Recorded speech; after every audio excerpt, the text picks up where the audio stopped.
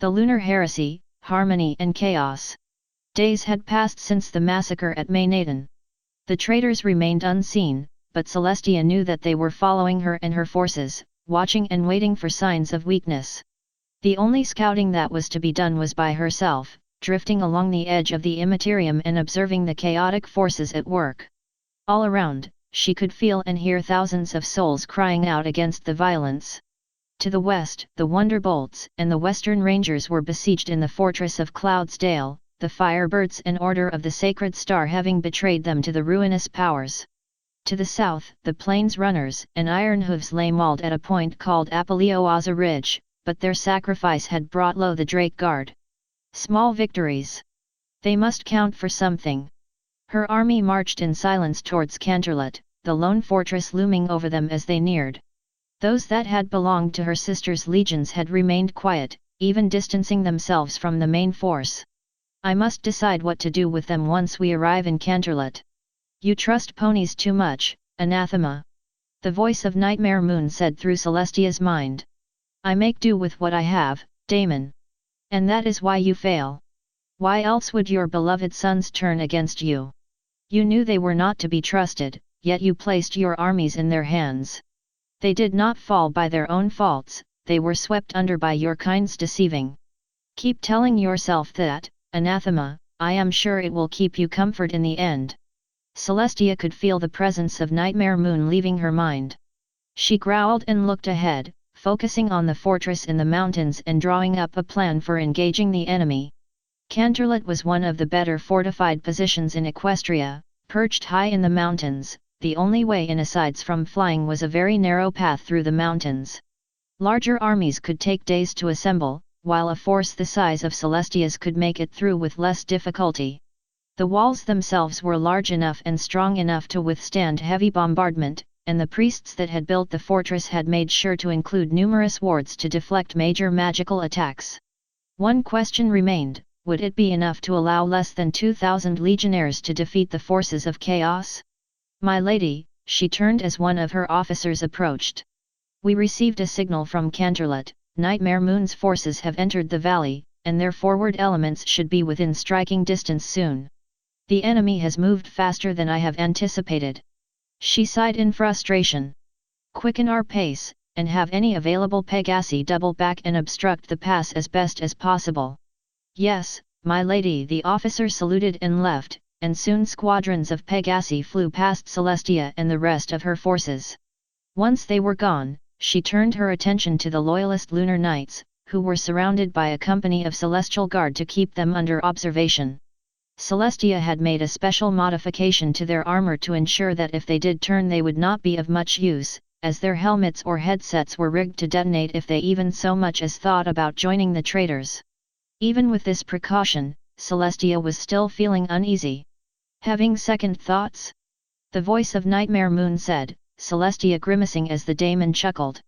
I'd be more than happy to take your precious ponies off your hooves, sister. Away from me, daemon. I shall not be tricked into your schemes. Quite the task, isn't it? You failed before when your sons began to fight amongst one another. What makes you think that you will be successful now? Now, it is just you and me, daemon. No sons, no other gods, just the two of us. And I will see to it that you scream as I draw you from my sister's body and tear you apart in the warp. I am looking forward to that, anathema. There was no fanfare as the army marched into Canterlot. If anything, the city was deathly quiet, with only the sound of the army's hooves against cobblestone echoing down the streets. From the shadows Celestia could see a few civilians, their faces weary and solemn. Celestia knew why. A major city had been razed, 2 legions savaged, and many more turned against the nation. Equestria was wounded, and they had begun to lose hope. Orders, my lady, the nearest officer asked. Celestia was silent for a moment, her focus placed upon the civilians. My lady. Sorry. She said, shaking her head. I lost focus for a moment. Have companies 1, 3, 6, and 9 deploy to the walls, along with whatever remains of the Trottingham Knights and the Daughters. The rest will remain in reserve. Yes, my lady. The officer left, and Celestia found herself more or less alone. She walked down the streets, her boots clicking against the cobblestone as she walked. She could not feel the presence of any civilians other than those she had seen on the way in, and she was glad for it. They had most likely been evacuated, and hopefully would be able to live on without the threat of chaos bearing down on them. The locations may change, but the terror never does. As she walked, she could feel a change in the warp. It was not the corruption of chaos, rather, it was a much more soothing feeling that caused her fur to stand on end, a surprisingly pleasing stimulus from what she had experienced that day. She looked up and found herself standing before a small temple, an icon of herself and her sister facing each other dominating the arch. Celestia frowned. She was never good around places of worship due to her experiences with the dark gods, and was half tempted to turn and go back to the wall. But the soothing presence reached her again, and she sighed. It is not a shrine to the Lords of Chaos, as far as I can tell. I shall be fine. Celestia said to herself before climbing the steps as best she could, her large boots making it hard to remain stable on smaller steps. Once she reached the top of the stairs and entered the temple, she was surprised to see several priests and acolytes tending to their duties, as if they were unaware of the war raging outside the walls. Most serene lady, Celestia turned as an older unicorn dressed in white approached, bowing low. You humble us all with your presence. The pleasure is mine, she replied, stepping further into the temple. This is a fine temple you have here. We do all this to please you, my lady, the priest said before following after her. It is not much, but it reminds us to keep ourselves humble. Celestia smiled a little. During her time on the throne, she had seen many a human claim righteousness while using her name to indulge in unparalleled acts of greed, and seeing these ponies humble themselves for her was a fitting escape. No, I must not indulge in their worship, it will only lead to disaster. But why do you remain here? She asked. We shall be under siege soon, and the enemy will not show mercy upon you. We know, the priest responded, turning towards the altar set before them. But this temple means more than our lives. It has been a symbol of hope amongst the ponies of Canterlot since the founding of Equestria. We would not wish to see this sacred ground desecrated by violence. I could station a squad or two to defend this area. That will not be necessary, my lady. We will manage quite well on our own. Either confidence or blind faith. I hope that it is confidence. Celestia nodded, and the two stood in silence for a moment as she surveyed the temple. Tell me, she said. How was it that you came here and became a priest? Well, when I was younger I was wild and undisciplined, I drank and gambled and pursued maraes of all types, completely apathetic to everything around me. Then one night, I was attacked and beaten by other ponies whom I had antagonized. As I lay there, I tried to rationalize my plight and pin the blame on those that did not deserve it. I felt that the world should have been attuned to my desires, not the wills of others. But then I saw something in the darkness. Out of the shadows stepped a mare, cloaked in blue and wreathed in light, and she radiated a soothing presence I had never experienced before, and never have since that day. She kneeled down beside me and said, Look to thyself, for therein lies the answer. Did you say anything to her? How could I? I was awestruck by her beauty and grace, and saying anything would be unworthy of her. When I awoke the next morning, I was lying in an inn not far from here, my injuries healed and the mare vanished. Celestia had a good idea as to who the mare was, but refrained from saying anything as the priest continued. That night, I sat down and thought about my life, and that mare. I realized that all my life I had been little better than a common thug, but this mare came and showed me mercy, regardless of what state I was in. She would make an impact on the world, while I would die in obscurity. Her act of kindness for me that day changed me, and I swore that I would follow her example and guide others by her example. The priest waved his hoof towards the temple. Here is where I have seen many miraculous things, and I thank that mare every night giving me the chance to see such wonders. Celestia was silent. In her mind, she was drawn back to a snow-swept mountain peak, and to a lonely old priest who had defied her, choosing to stay with his faith and die than accept the imperial truth. She pushed that thought out of her mind and turned towards the pony next to her. You say that your faith is built on kindness, she said. But what of those that do vicious deeds in the name of faith? Thousands have died at the hooves of those that claimed to be righteous. But must the actions of a few define the whole? The priest asked. If one of my acolytes were to drink and then strike a mare, would that make all of us violent drunkards?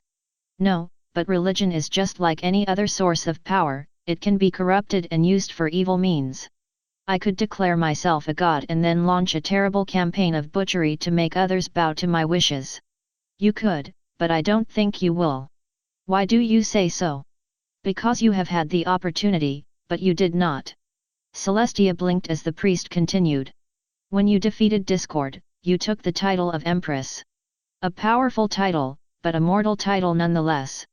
You could have declared yourself God Empress of Ponykind, and marched your armies through the streets and built monuments in your name, but you did not. You even went to the masses when they were in need and brought comfort to them. What does that have to do with anything? It shows that you are humble, my lady. A pony who declares themselves a god would, most likely, deem stooping to those levels demeaning. But you have a great capacity for love, and your kindness has touched thousands of ponies across Equestria, and you have not exploited their thankfulness for your own gain. Perhaps you are a god, perhaps you are a herald, but that does not make you any less worthy of the praise ponies bring you. Celestia was silent. She remembered Lorgar singing her praises, but the priest here was less bombastic and presented a much humble view of her. It was a welcome escape from the war around her, and she could feel a small smile forming on her lips. I thank you for your thoughts, my friend. She said. Anything to please you, my lady. The two were interrupted by a soldier entering the temple. My lady, the legionnaire said, bowing low. The enemy has been sighted, they are advancing up the canyon as we speak. So much for an escape. Very well. I shall be there soon. The legionnaire nodded and left, Celestia letting out a sigh before turning to the priest. I must go now, but I shall return to finish this discussion once the war is over. I shall be awaiting you, my lady. As Celestia left, she failed to notice 6 spheres set upon the altar flicker with light. Nightmare Moon had found a smaller peak near Canterlet from which to observe the battle.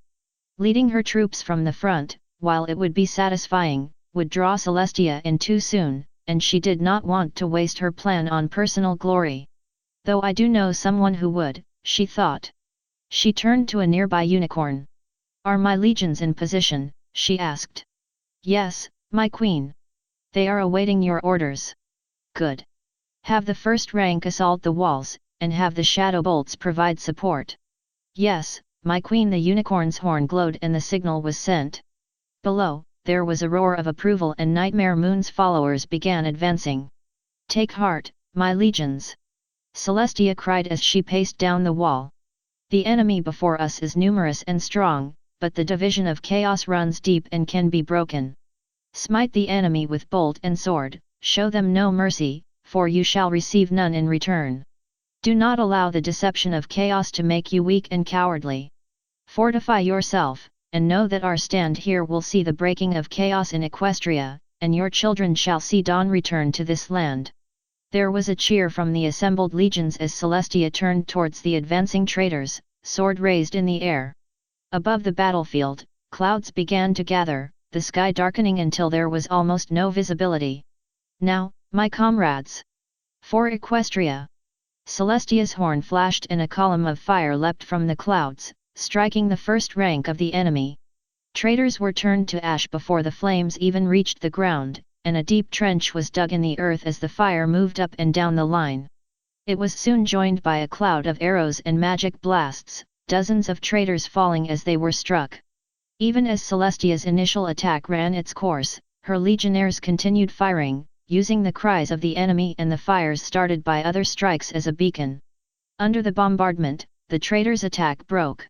Those that were not cut down ran for cover beneath the bodies of their fallen comrades, while some just ran back to the main body of the army.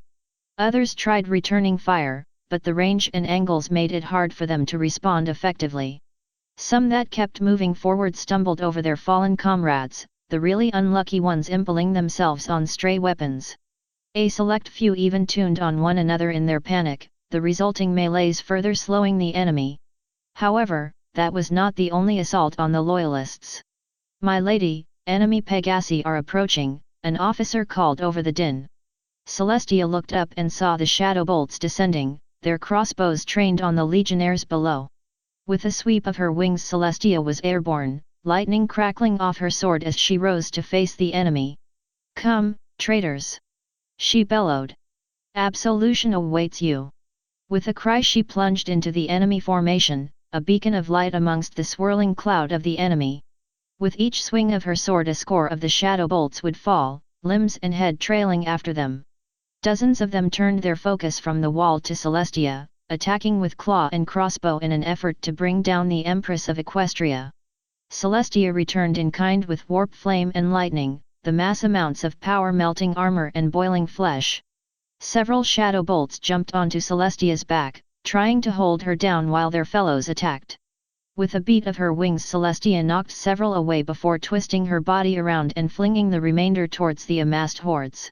Free once again, she charged headlong into the ranks of the enemy, splitting the first traitor she encountered in half with a downward chop. She spun her sword around, parrying another strike and decapitating the attacker in one fluid motion. Yet another traitor attacked, claws scratching shallow grooves in her armor, but with a vicious kick she separated the traitor's head from the rest of his body. This display caused the traitors to back away, trying in vain to put distance between them and Celestia. Celestia's eyes began to glow as she drew in even more warp energy. Fire and lightning rippled down her legs and wings, creating an aura around her that grew in intensity the longer she built up power. Finally, she released her attack, a solid sphere of burning energy racing away from her and consuming everything in its path. Traitors that were hit by the blast were burned down to individual molecules, and even those that were further away were left horribly burned or blinded. "Did you really think that you pathetic wastes of flesh could stand against me?" Celestia cried out to the enemy. "I forged this world from dust and breathed life into it. I commanded the celestial bodies, and they moved at my words. I defeated the Wendigos and stood in the face of discord, and you think that your gods will grant you victory over me? Your gods lead you to destruction, and I am more than happy to deliver it." Celestia raised her sword once more. The sword began to glow with power before she thrust it at the enemy, a beam of light shooting out and consuming everything in its path. She swept the beam across the ranks of the enemy, and soon the sky was clear of enemies. "Know this, slaves of chaos, your doom has begun, and I am its herald." While Celestia battled in the air, several large groups of shadow bolts and other traitors had managed to reach the wall. The Celestial Guard put up a spirited defense, the air thick with crossbow bolts and magic as they fired down at the enemy. However, now that they were close enough the enemy could fight back, demonically enhanced weaponry and spells slamming into the wards in Canterlot's walls and slaying several loyalists. As the main force assaulted the wall, the shadow bolts dove down from behind, trying to flank the defenders and drive them from the wall. Silverlight and his fellow Lunar Knights rounded a corner just as the shadow bolts touched down. The leader of the group sneered before advancing towards Silverlight and his force, other shadow bolts joining them soon after. "You are the one known as Silverlight," the leader said, his voice echoing slightly from demonic influence. "The one who rejected our queen's gift." "I did not reject any gift," Silverlight barked. "Only a curse of slavery." "Slavery? Do you not see the wonders that Nightmare Moon has granted us? In servitude to her, we have grown strong, stronger than any pony that has come before. She has opened up our eyes to the glory of the universe and the warp, and now we are her messengers, heralds of the true masters of the universe. Will you not accept her gift and join us in our glorious crusade?" Silverlight gritted his teeth together, his magic tugging at his long sword. "I have seen what you and your kind have done to the citizens of Maynaden. Is that what your crusade demands? That you go out and slaughter innocents? Their slaughter was needed to satiate the dark gods, and they were judged satisfactory. Do not worry, for they were deemed unworthy of the true queen. Then I hope this is satisfactory." With that, Silverlight drew his sword and lunged forward, the Shadowbolt leader just barely blocking the blade. With a cry the other Lunar Knights charged forward, a massive melee erupting as loyalist and traitor collided. Silverlight and the leader of the Shadowbolt dueled in the center of the brawl, sword and claws glancing off one another in a deadly dance of blades. The traitor Pegasi was fast, ducking and weaving beneath every single one of Silverlight's strikes, but the traitor's attacks were slowed by the heavy armor of the loyalist. You would willingly give yourself to the false Empress? After all the true queen has done for you, the Shadow Bolt asked as Silverlight blocked another strike. Yes. Then you are a cowardly, weak-willed fool. Do not be swept up by this false god, and embrace the powers of chaos. The Shadow Bolt rose into the air, eyes glowing with light. Silverlight prepared for the worst, but was caught off guard when a stabbing pain drove itself into his brain. He cried out as dozens of voices flooded his mind, all of them whispering for him to give in and embrace chaos. Give in, Silverlight. The voices whispered. And no. You cannot escape. Turn from the false Empress and embrace chaos, or you shall suffer. Suffer. Yes, let your emotions claim you and suffer. Suffer not. Suffer not the heretic to live. Silverlight screamed before pulling himself upward. The pain and voices left his mind in an instant, and the leader of the Shadow Bolts was knocked from the sky by an unseen force.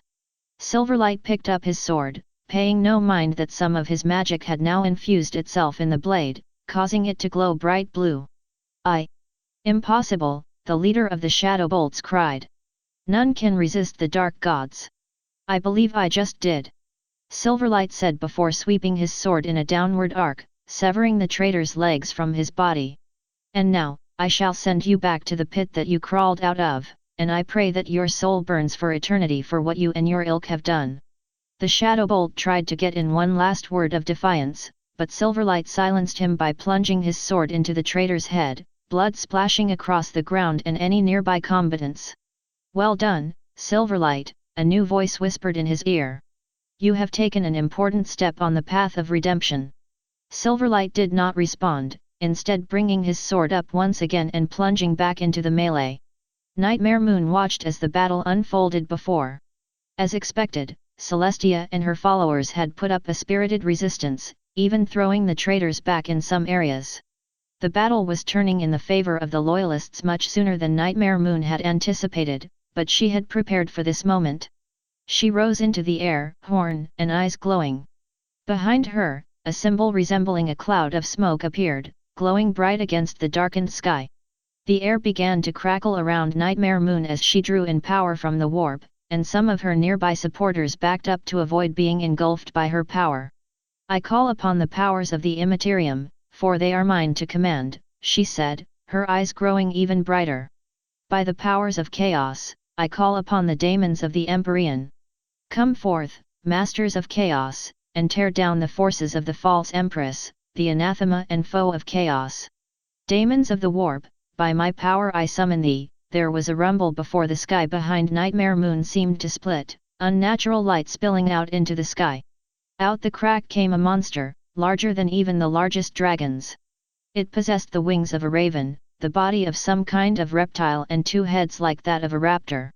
A large staff was clutched in its talons, and several glyphs dangled from its arms and necks, all making a dreadful ringing sound as the beast entered the material universe. With a roar it rose into the air, light forming around its staff as it flew towards the battlefield. Nightmare Moon landed, fluffing her wings once she reached the ground, and watched as a golden light rose up to meet the Lord of Change. Celestia had spotted Nightmare Moon's ritual too late to disrupt it, and now a greater daemon of Psianch was approaching her troops. She knew her soldiers were strong, but they would be swept aside by the Lord of Change before they could mount a suitable resistance. Drawing in more power, Celestia rose to face the daemon, sword held in a guard position in preparation for any attacks. Well, isn't this amusing, the daemon said once it spotted Celestia rising to meet it. The anathema herself has come to try and change what fate has spoken. I have defied your master before. Celestia fired back. I can do so again. Such confidence. I have seen what lies ahead, and I look forward to seeing you just as broken as your precious Equestria. The Lord of Change raised his hand, a white ball of light forming and racing towards Celestia. She deflected the spell and returned with her own attack, but the daemon gracefully dodged before diving down at her. Talon struck against metal, bolts of lightning arcing around the two combatants. Celestia broke away for a moment before lunging forward, ducking beneath the Lord of Change's staff and slicing a shallow wound in the daemon's hide. With a roar the daemon swung at her, all the air being driven from her lungs as a massive talon collided with her. She spiraled through the air for a moment before managing to right herself, just in time to deflect another strike from the daemon. Celestia backed up, raising her sword over her head.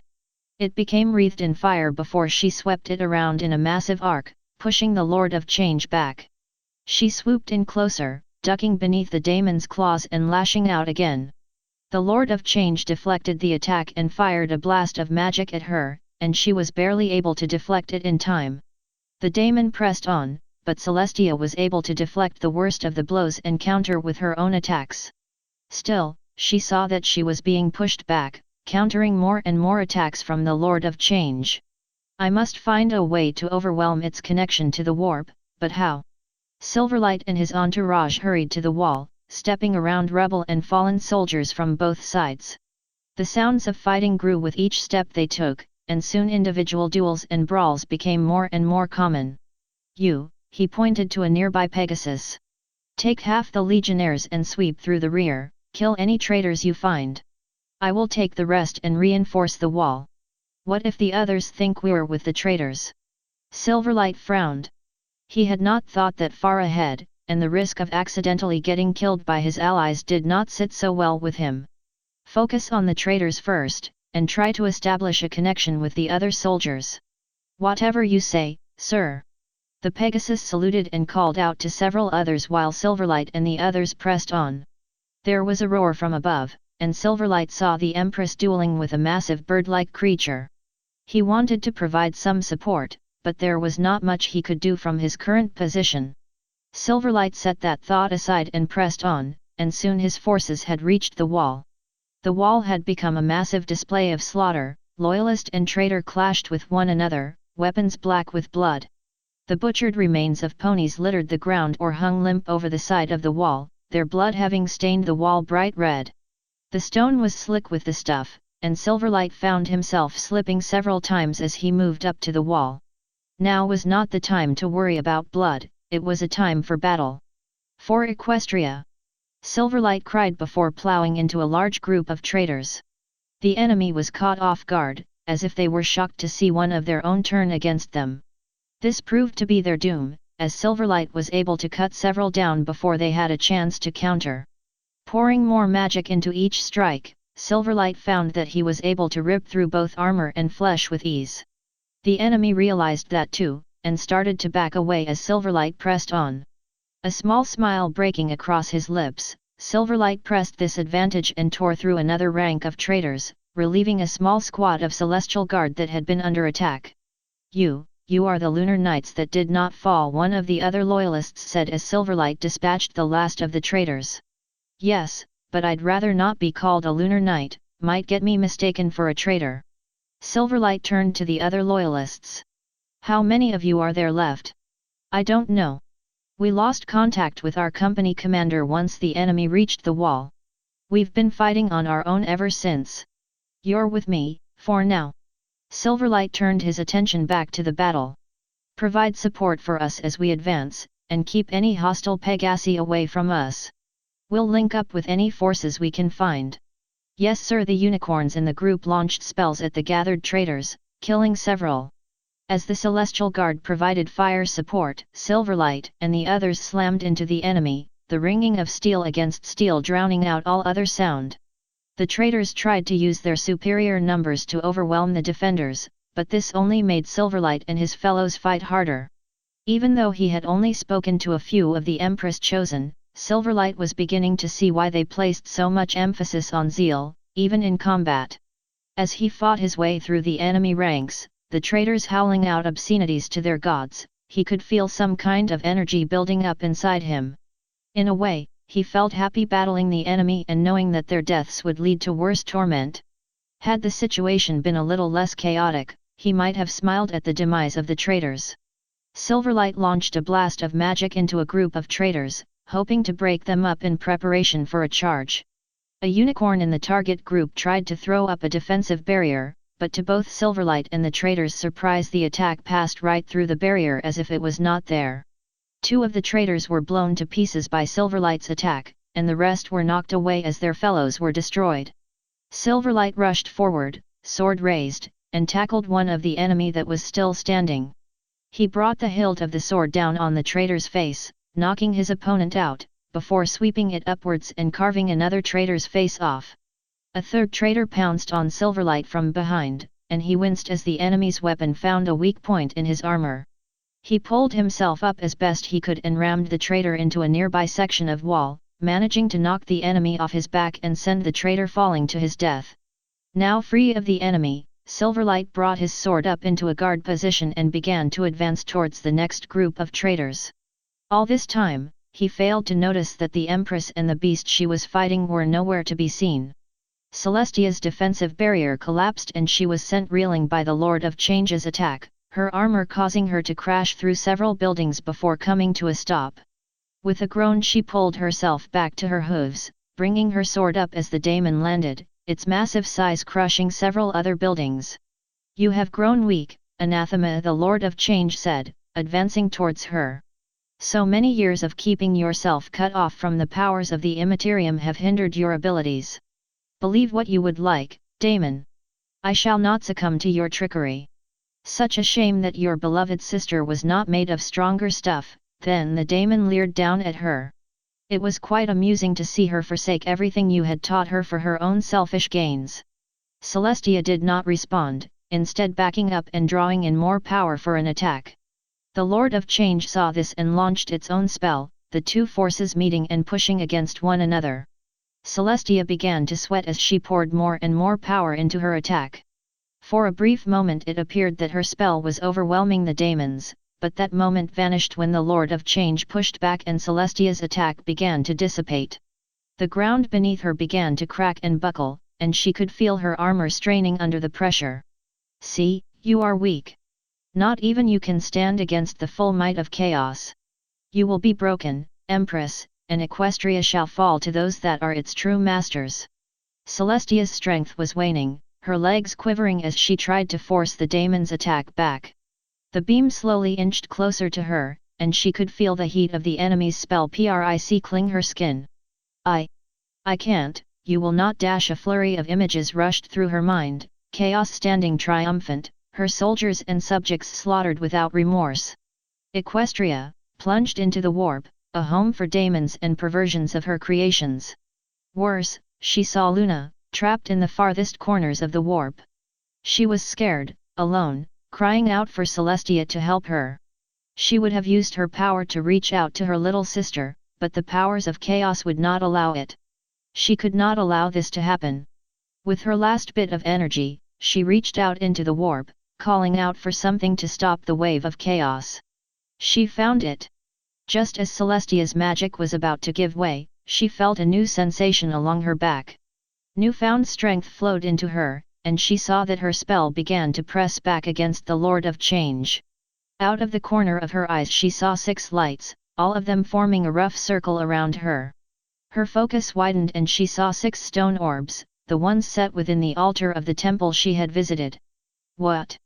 What is this? You are a master of fate, why don't you tell me?" Celestia rose into the air, the 6 orbs following after her. They began to spin, each one glowing a different color as they sped up. Power began to flow into Celestia, and she herself began to glow with an otherworldly light. The orbs were now spinning so fast that they seemed to melt into one another, and as Celestia opened her eyes a rainbow shot from the orbs and struck the Lord of Change in the chest. The daemon was stunned, unable to move as the rainbow drew upwards and consumed it. Celestia thought she could hear laughter, the daemon taking one last chance to mock her, but ignored it for now. As she rose in the air, the world went white. Yet another rank of traitors had swarmed over the wall. By now, the defenders had been whittled down to only a few small groups scattered across the wall, and some were armed only with broken weapons and damaged armor. Silverlight was limping with a badly injured leg, and a lucky strike from a traitor had put out his left eye, but he still stood ready to defend the walls of Canterlot against the enemy. "At least this might make up for the corruption of my fellow legionnaires," he thought. He shifted his weight to his good leg and raised his sword, ready to strike down as many traitors before he and his fellows were overwhelmed. What happened next caught every pony off guard. Instead of being struck by a wave of traitors, the defenders were swept up in a wave of magic from behind. The force of the wave was enough that Silverlight had to plant his sword in the ground to avoid being knocked over, but the traitors ahead were much less lucky. Some were swept from the walls and fell to their dooms, but others were hoisted up in the air and began to glow with light. Silverlight raised his good hoof to his eyes just as the suspended traitors exploded, dissolving into magical residue and fading into nothing. Of course, constructs, why didn't I remember that? The magical force continued outward, consuming more of the traitors while others were merely killed or incapacitated. There was an explosion, and Silverlight watched as a disk of light expanded out over Canterlot and the surrounding countryside, dispersing clouds and causing the mountains around them to shake. As the sound died down, Silverlight lowered his hoof and looked out on the battered fields before Canterlot. The armies of Nightmare Moon were dead or gone. Only the loyalists remained. I did not expect that to happen, a voice said behind the army. Silverlight and the others turned as Celestia landed. Aside from glowing brightly with magical power, she now possessed 5 necklaces and a crown, all of which were glowing even brighter than the Empress herself. I suppose there are some aspects of the warp that even I will never understand. Empress, Silverlight said, bowing low as she approached. Is it over? Have we won? We have won here, Celestia said, not looking down at him. But there are still servants of Nightmare Moon that need to be dealt with, and she herself has most likely escaped this battle. Then we'll pursue her. Celestia was silent, looking out over the battlefield before responding. No. Rest here, then go to Cloudsdale and relieve the Wonderbolts and Western Rangers. I shall face Nightmare Moon on my own. Silverlight blinked and stood to face Celestia. You can't. If she can form an army out of nothing, then she'll be just as powerful as you, if not more powerful. If you go alone, you could die. Celestia was silent again, turning her head to the west.